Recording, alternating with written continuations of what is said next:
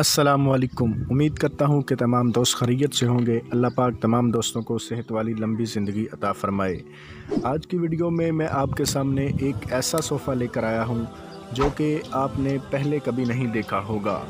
अगर आपने सोफ़ा बनवाना हो या इसी तरह के और न्यू सोफ़े देखने हो या फर्नीचर बनवाना हो तो वो हमारे YouTube channel M Tufail furniture house को ज़रूर सब्सक्राइब करें। इस चैनल पर आपको सोफ़ों के डिज़ाइन भी मिलेंगे और बेहतरीन न्यू फर्नीचर के डिज़ाइन मिलते रहेंगे। हमारे यहाँ हर किस्म का फ़र्नीचर ऑर्डर पर तैयार किया जाता है। इमारती और चुनौती काम भी तसल्ली बख्श किया जाता है।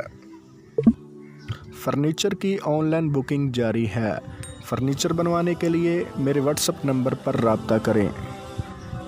अगर आपने फ़र्नीचर के बारे में तफसीलात जाननी हो या सोफ़े के बारे में तफसीलात जाननी हो तो इसी वीडियो के नीचे कमेंट करें या व्हाट्सएप नंबर पर रब्ता करें।